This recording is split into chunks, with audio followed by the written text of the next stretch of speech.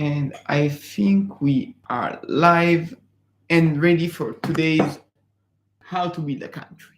Hi everyone, so excited to be speaking to you all. Sorry, and it's going to be a very interesting live. I'm sure we are going to talk about revolutions, how they happen. I actually know nothing about the episode. Only I is the one who prepared it. Exciting, right? The surprise, the thrill of not knowing. So, since I'm gonna talk about Yes, it's exciting. I think in the show, let's. Since I'm gonna talk about the episode, do you wanna give us the intro column before I drive in everything? Yes, so I'm Colombe, this is Andrea, and we are the co-founders of Atlas, which is the global movement. You are drinking in my mug. It's a woman power mug. Oops. Well, no, you're drunk in it. I keep it. I love it. If you want to tap into your woman power, good for you. Exactly. Today we're gonna talk about that. Cool. So we are the global movement working to unite people in order to create a global democratic governance, a government system that works for all, where we all have a say. We decide how we are governed, by whom, when, and we can actually deal with global issues like climate, like fiscal justice, and so on. Basically, what's needed. The way we're doing it at Atlas is, through those live stream, we discuss topics linked to global governance, such as revolutions and how they happen. But not only. We are also running consultations, so on-the-ground events and online consultations starting in 2023 to crowdsource what such a democratic global governance can look like.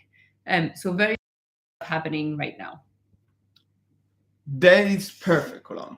And yesterday, I was very tired, so I'm trying to remember what we talked about. Yesterday, we talked about China and Iran and the protests, and today Andrea prepared a very special episode, and I'll listen and comment.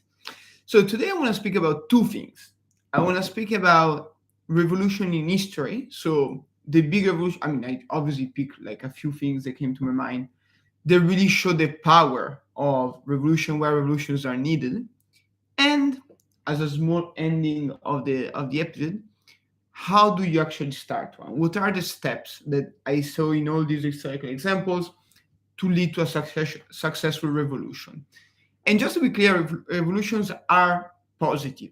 Like, obviously, they come sometimes with great suffering, but all the social progress we have today and we had always in the past came out of a revolution. Yeah. There is no way out. Social structure must be sometimes teared down.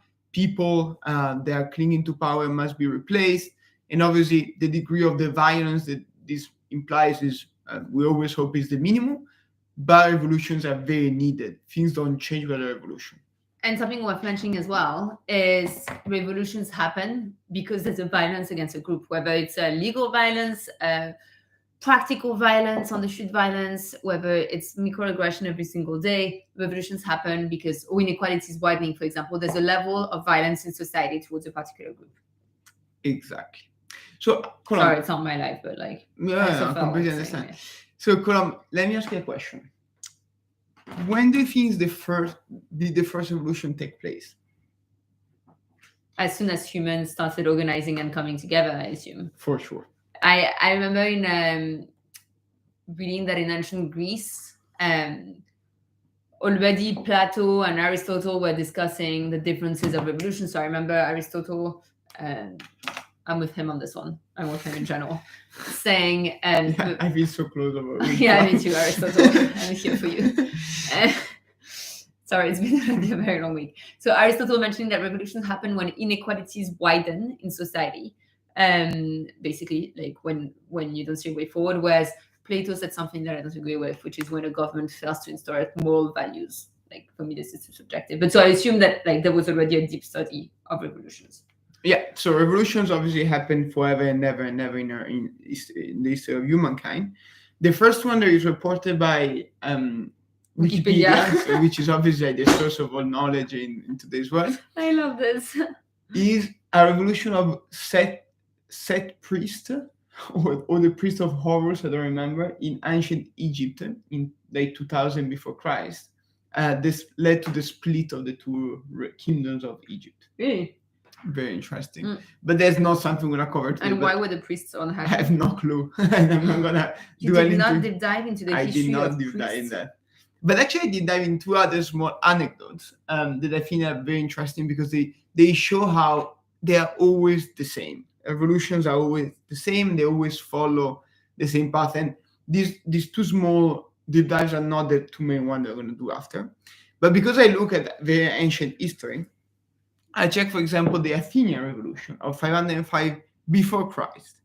So basically, I think Athens was the early democracy of the planet, or the planet of the Western Hemisphere, because obviously many other situations are not considered when talking about democracy. But definitely, there was an example of democracy in ancient history, and a Spartan army invaded Athens and reached the Acropolis of Athens, where the government, where the political power was, and camped there.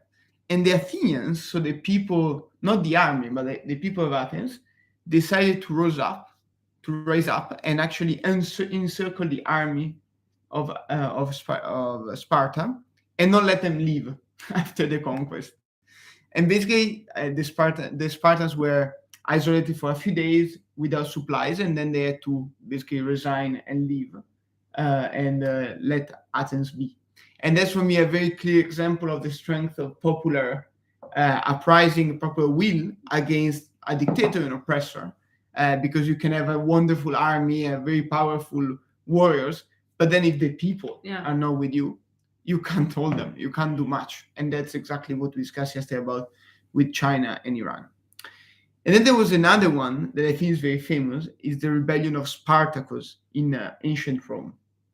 Sorry if I take examples from Europe, but I actually have no idea about what this is. There is a famous movie about it in 73, 71 before Christ.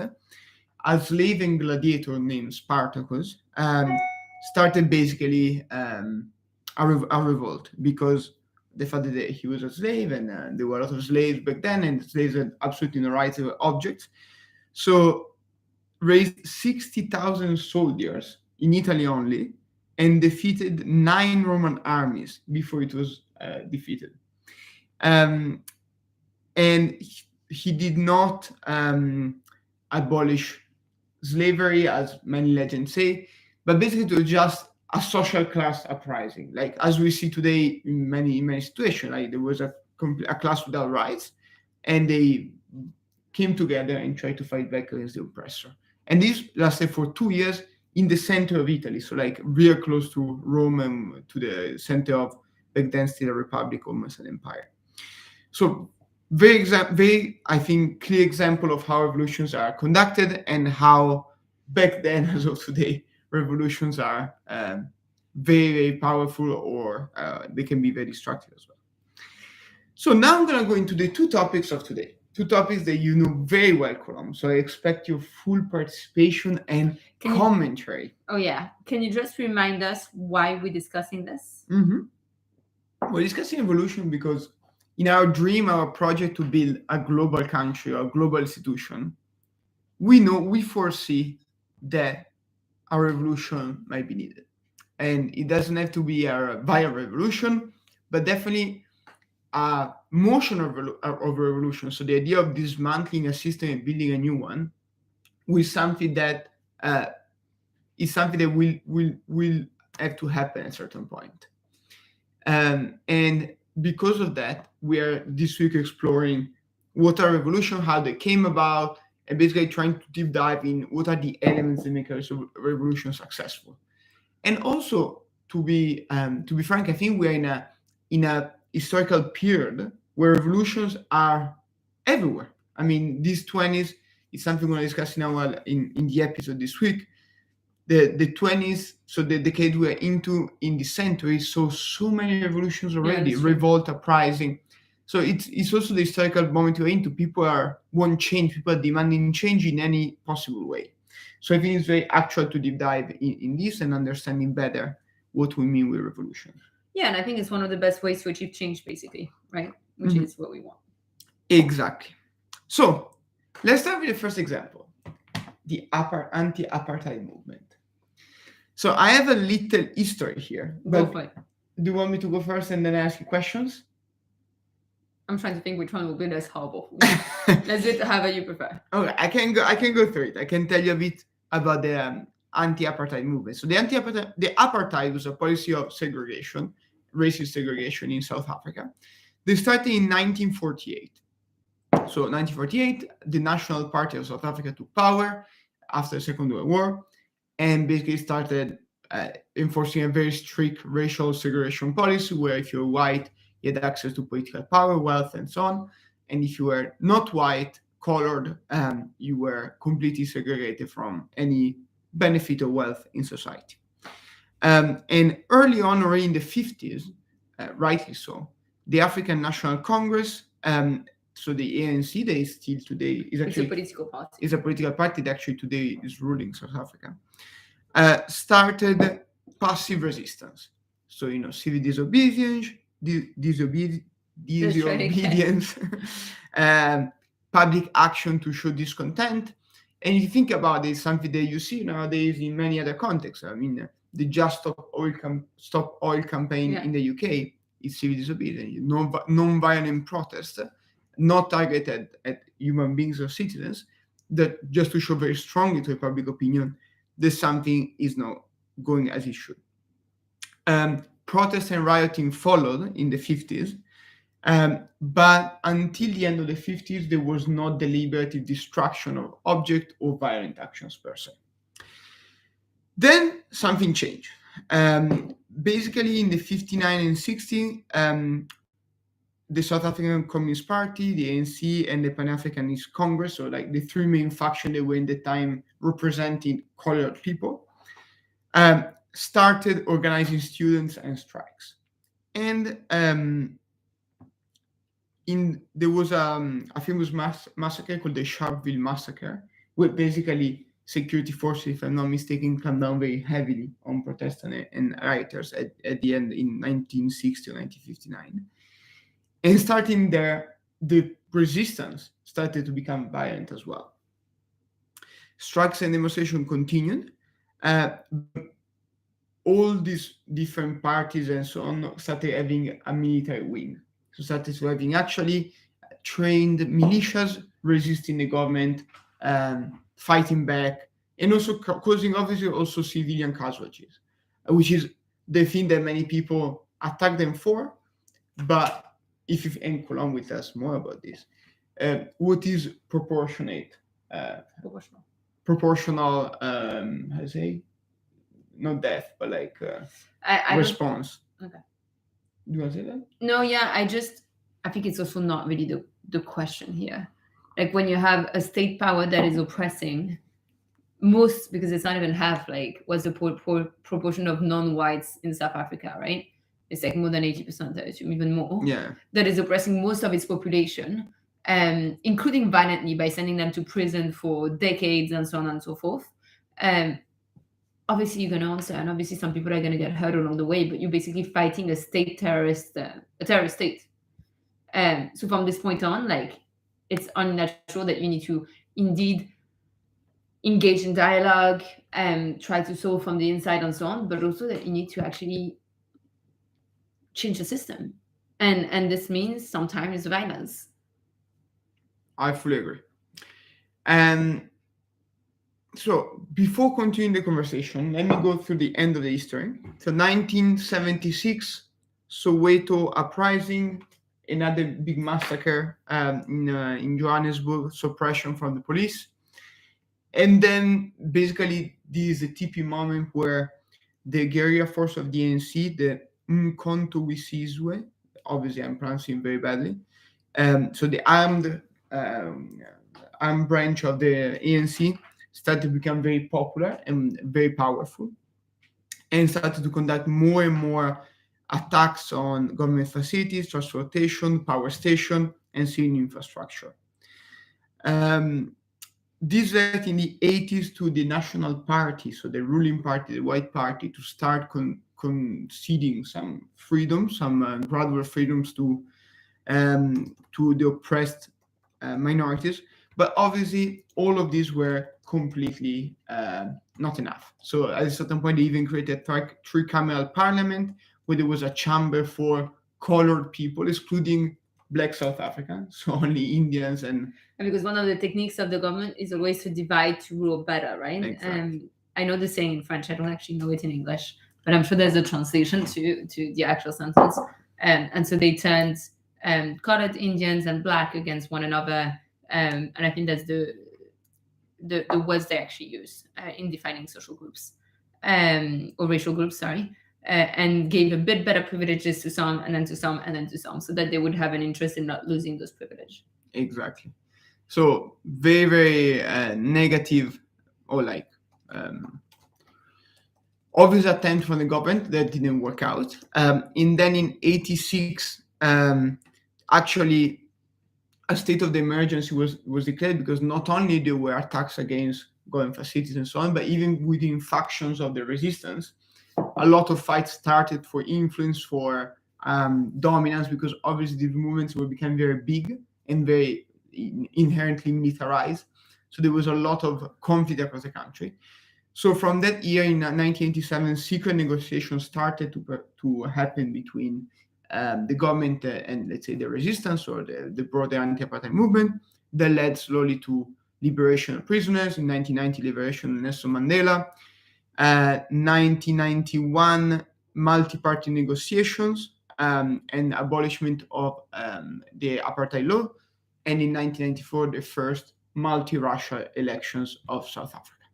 With Mandela winning.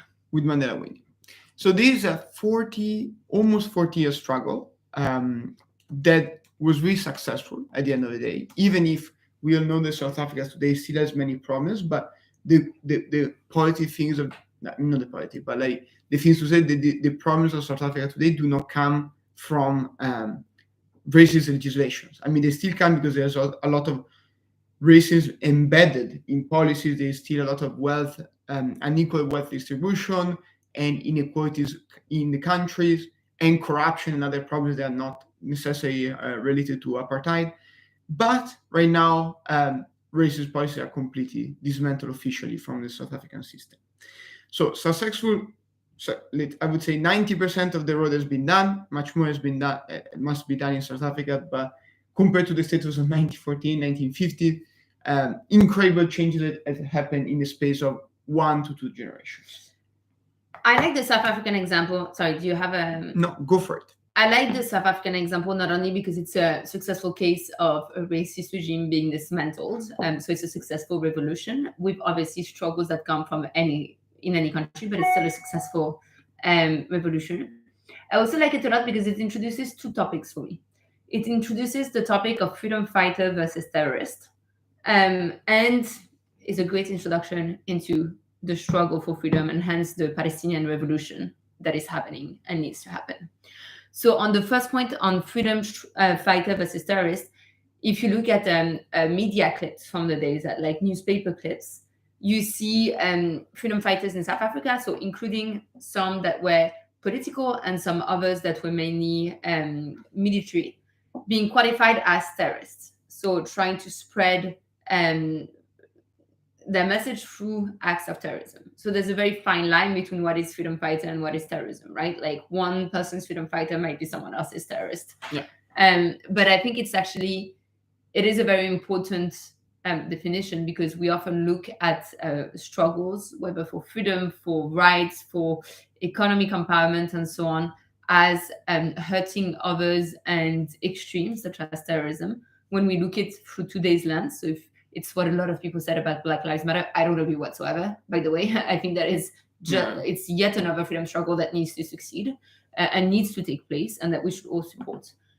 But when you look at it through historical lens, obviously hindsight is always 2020. Then it's like, oh, well, it was right to do so because it was a racist policy. And I think South Africa also enables us to understand better, for example, the struggle for freedom of Palestine. Because Israel is a state of apartheid. Israel is a state that is guilty of the crime of apartheid, yet Israel is not being sanctioned the same way than South Africa was. Palestinian organizations are not being supported the same way, and it's a decades-long struggle for freedom and democracy and life, because so many people are being killed. And yet, whenever Palestinian people rise up and their allies rise up and protest peacefully, engage, demand that their land be given back, and so on and so forth. And then when violence escalates, they are always being blamed for it. And for me, it's the same than what happened in South Africa to a big extent. And it's why I like to look at South Africa, because very few people would say, well, the anti-apartheid movement was wrong. Yeah. Obviously, it was right. And so it is in Palestine. And the methods you have to use to reach freedom when you face a terrorist state that is employing racial segregation, turning people against one another, and so on, are not the easiest one. And you will have some people that go too far, and you will have an escalation of violence, especially when the state in front of you is willing to kill and to use violence so deeply. Yet it is needed. And we don't tend to look at Palestine with the same lens than the one we use for South Africa today. I fully agree. And I actually gave this example once to close family members talking about Israel and Palestine. So I first gave the example of apartheid, and I said, and then think about it practically. If there was someone trying to remove you from your house, what would you do? Would you fight back, or just like write a petition and be annoyed? I mean, write a petition, but then if it doesn't work, Exactly. And the problem is that for many Palestinians, it doesn't work to write a petition or all of that. So clearly, there is always a limit that is passed where real resistance is needed for. Anyway, let's go to the second example now. Is it the women's rights one? Yes, it's a suffragette. The suffragette movement. I love the suffragettes. Do you want me to read history again, or do you want to go for it? Because I know it's your topic. You love it. So I can just maybe, I don't know what you're going to say, so I'm actually very interested. Right. I can just maybe give an intro into the topic of how I think the suffragette movement shows us that revolutions are never clean, and that we can't expect the oppressed to behave in a perfect way. A protest by nature, a revolution by nature, is rising up against a power, against a system that is no longer working, and as such, it is doomed to be messy. And it should not have to happen in the first place. Such a broken system should be fixed by those in power and by those that are oppressing others. Yet they don't, and they refuse to do so. So any rise against it is deemed to be messy. And I think the women's rights movement in the UK shows, and across the world actually, shows exactly this. If you look at the history of, for example, the right to vote in the UK, it shows so many issues that we have today, but it also shows a lot of different branches that use very different methodologies. And for me, it shows exactly how they were all interlinked and needed to achieve the right to vote. So, for example, you had some feminists that were way more conservative than others and wanting to work from within the system, not scaring away poor little men that really, poor them, so difficult their life. We should really cuddle them a bit and you get my point. Who wanted to basically go their way so that they would consider women to not be so crazy and be capable of using their brain.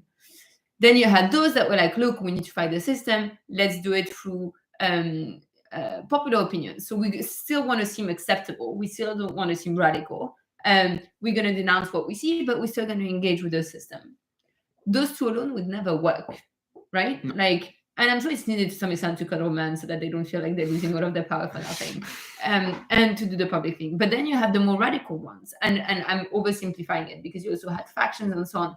But you had those who were like, look, the system is broken, and we need to shock consciousness for people to see that we have power. So we're going to use bombs and other weapons, and there might be some casualties. And there were, right? Yeah. Or we're going to go on another extreme. No woman should be with a man because this is a sign of betraying the revolution. We'll all be lesbians from now on, and stand against men, right? Which might sound extreme. At the same time, why not? Honestly, after so long, so many decades, centuries of oppression, whatever, I don't find any of this extreme. What I want to say is you have all of those factions, and none of them can probably work without the other. And I think that's one of my learnings that looking at struggles for freedom is very quick to point fingers like, no, but they went too far, and they managed to achieve instead the goal because they worked with the establishment. No, because those that went too far gave moderates the look of acceptability, and yet shocked enough public consciousness so that it would become a debate. Yeah. It's like if you look at the climate movement today and the climate revolution in a way taking place, I think it was the Extinction Rebellion that is one of the most hated organizations because they shock too much and they annoy people and they go too far. There's lots of other problems, but like that's some of the main ones mentioned. Um, well, thanks to them, we talk much, much more about climate, and others who don't seem so extreme have the legitimacy to come forward. Yeah. No, it's true. It's true.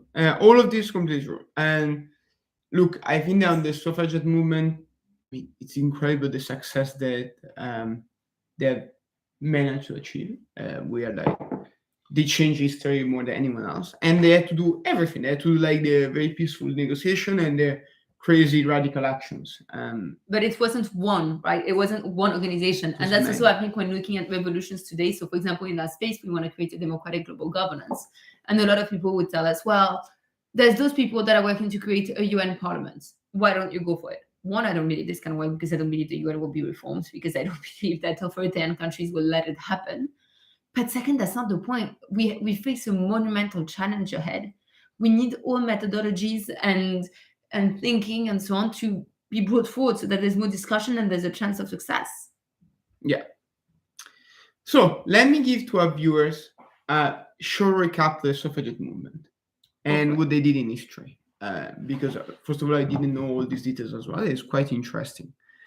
So starting from the definition. So the name suffragette was used in the early 20th centuries, late 19th century, early 20th centuries, for those that basically campaigned for the vote for women across the planet, especially in the United Kingdom and English-speaking countries, but then it was a bit extended everywhere.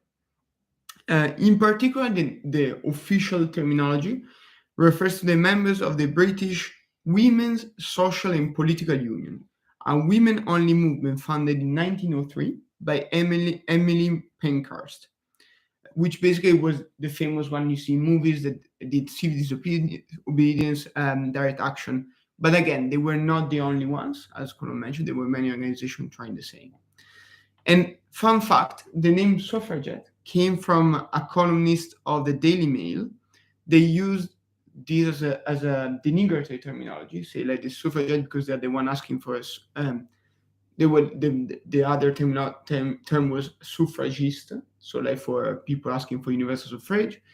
And then this columnist, I suppose he used this term to depict women. And they immediately... Well, thanks for being a dick, basically. Exactly. They immediately took it, own it, and started publishing a newspaper under the name. I love it. It's very so it was very, very well done.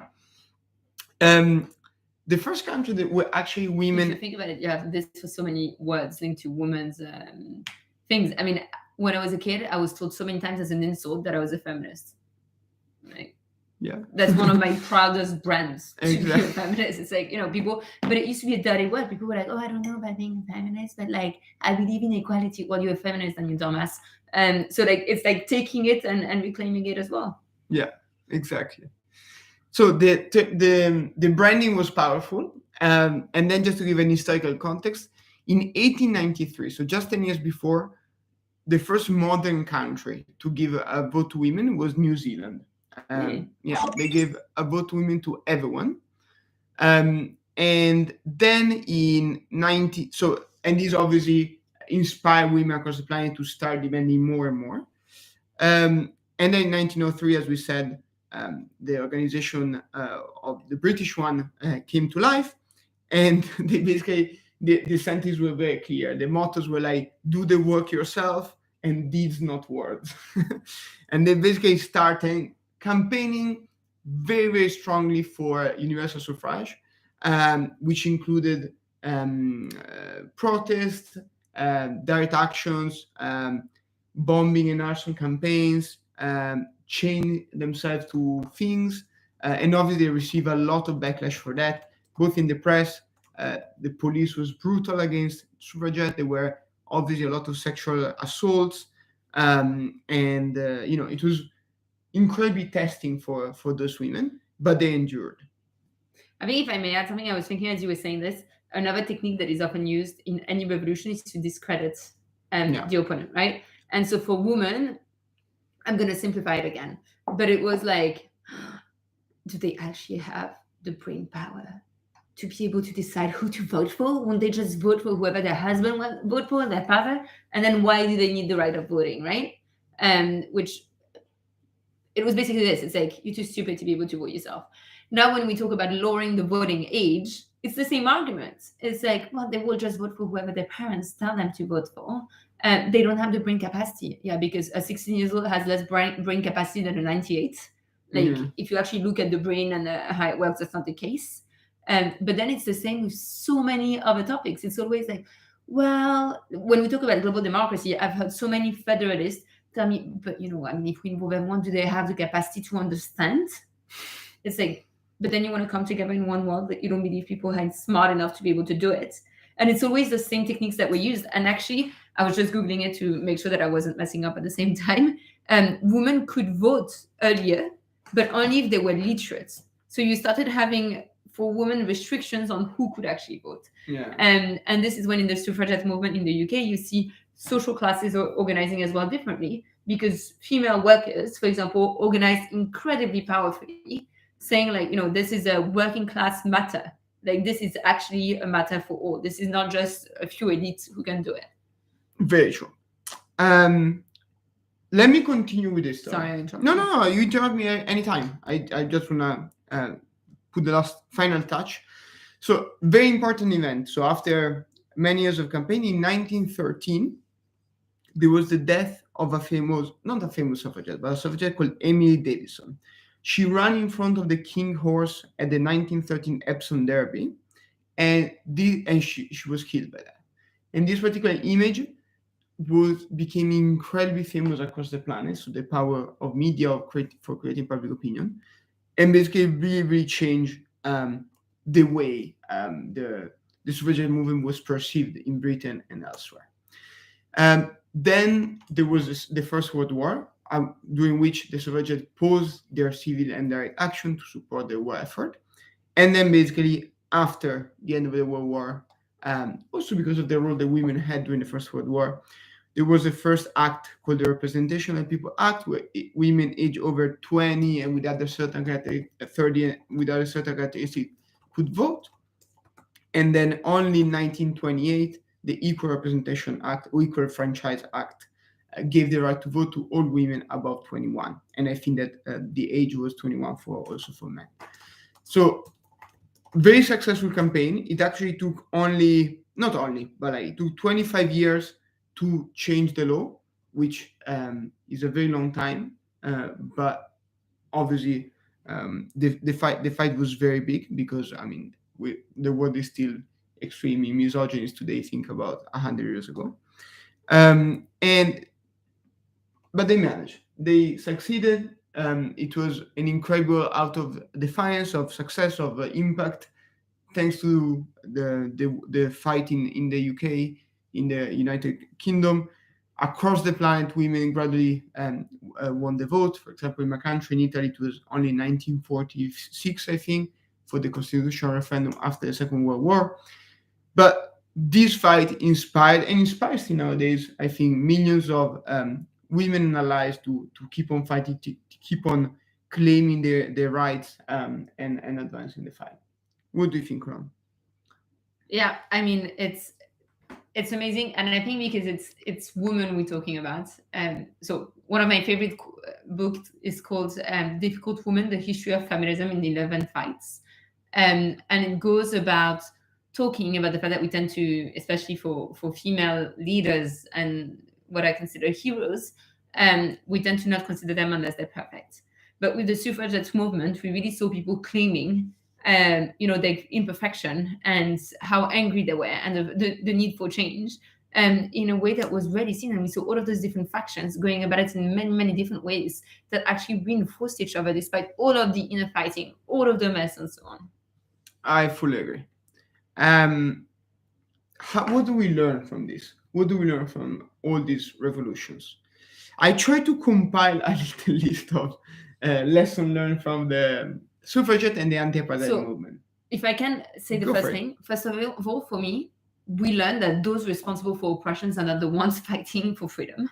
And it's the first thing, because recently I was talking with a friend about bad practices in the workplace against women. A friend of mine had to deal with this once more. And we're talking about the fact that after she filed a complaint, they were asking her to basically find solutions. And we're talking about the fact that this is insane. This is not a situation created by women. It's a situation created by men. Men are the problems. Men are the oppressors. Yet, not only do we have to correct the behaviors, deal with it, be scarred for life, but we're also supposed to provide all of the solutions. Do it kindly, do it well. Don't cause too much of a mess. Don't alienate men because they would be sad. And at the same time, manage to rise up, which is insane. If you talk about feminism, about feminist issues, men should be solving this problem. They should listen to women's voice, and women need to be represented in order to be able to act. But men are the problems. They should be the one dealing with it. White people are the problem. We should be the ones dealing with it. Yeah. That's my first lesson. It's messed up that Black people and women in those two struggles have to be the one fixing the issues of white people and men. Yeah. Lesson learned. But sadly, in history, this doesn't happen. It's something that we can learn, but it's always the oppressed that normally start a revolution. I'm not saying start. I'm saying like that you have to fight so hard against the establishment instead of the establishment joining in. Yeah, that's true. So I think that this linked to the first point I wanted to mention. I think that revolutions start when there is a clear social injustice or oppression.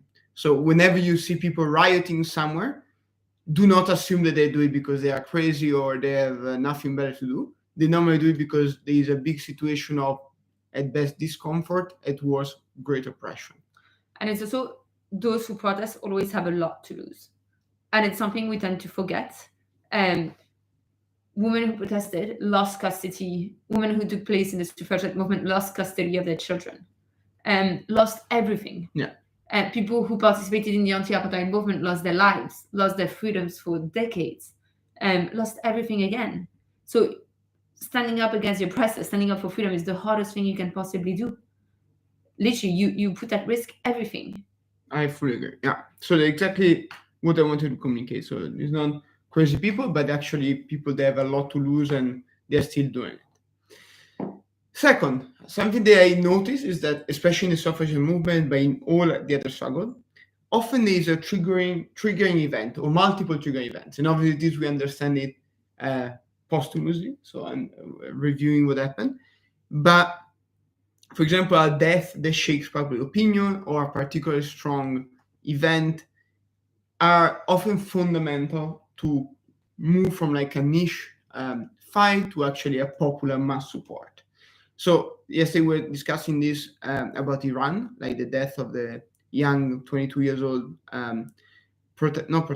just a woman that was not wearing her veil properly, apparently, was the trigger for a mass protest. Maybe China will see the same if the security protest maybe come down on something or someone, and then you have the mass protest spreading. So triggering events are fundamental. Then it's really important, and I think we said it multiple times, but I want to repeat it. That it's very important to understand two things: that most protests start peacefully. People don't start killing people because they like it. Protest starts peacefully. Then normally these protests are not met with appropriate responses. Either are ignored, and so you have direct action, including direct action. Like if you see climate change here in the United Kingdom, they protested normally, and now they have to block highways and throw paints against art species. These are mild direct actions, but this is because the government is not listening to these people, so they have to step up their game. Or they also met with violence and repression. Exactly, and this is when actually struggles turn violent because security forces clamps down, government clamps down, and so what are you left with? Fighting back, and so the struggle begins. So when you see violence in protest, most time then there might be some isolated situation, but most time violence is triggered by violence on the other side. Yeah, and here I think it's important to distinguish between actual protest and terrorism. Yeah. So before we talked about how freedom fighters were branded as terrorists, but we can also see the other thing, right? For me, freedom, like the idea of coming together for freedom and democracy. Sorry, let me try again. And for me, the need for protests and revolutions come from the fact that a group is oppressed by another group, or that a system doesn't enable for freedom, for equity, for basic human values that are the basis of the social contract we live in. Right? It's like women don't have the right to vote, a group is clearly oppressed. Yeah. A part of the population is getting killed by the police, a group is clearly oppressed. A part of the population doesn't have access to resources because they're being hoarded by others, such as when inequalities are widening and so on. This is clearly a broken system. Versus, for example, a group not wanting others to have access to the same resources. So I'm thinking about white supremacists. That's terrorism. That's not revolution in the sense of revolutions we're speaking about. They have access to power, to whatever, and on top of it, they want to kill people that don't, or not always kill, but they basically stand against people that want access to equity, to freedom, and to rights. Exactly. And I think this is actually not our definition is objective, that the white supremacists are not considered a revolution by anyone. It's just a group, either for them representing the interest, for us like trying to clamp on other people's rights. I'm now going to, sorry, the last thing I want to say in how the revolutions happen is that peaceful, moderate approaches and radical, violent approaches are actually complementary. You cannot, it's very rare that you have a revolution that is just peaceful or they just violent. There are all these portfolio of actions complement each other, and basically they lead to success. And that's what happened with the apartheid movement. That's what happened with the suffragette movement. Sadly, actually, those risking the most, so the most radical fringes are often stigmatized and ostracized by the others. So, for example, in the suffragette, there were a lot of splittage because some people didn't like the extreme actions, but I believe the extreme action actually led to success. Yeah. And back then, those people did not receive any recognition or any inner role in the future, but they were attacked for it. And that's what we heard also in South Africa, right? Do you remember, Colin, the example? Yeah. Do you wanna mention, or do you want? Yeah. In South Africa, we were explained as well that, for example, Mandela was the acceptable freedom fighter for the establishment. So he wasn't the one that necessarily, I mean, he did an enormous amount, but he wasn't the one that went the furthest. But he was the one that could seem legitimate in the eyes of the wider population, of white people, and of foreign governments and so on. Exactly. So what's our takeaway? I think that my takeaway of this session today is that looking at history, revolutions are very intense, and you might not like them. You might not like the sense of insecurity, the violence, and so on.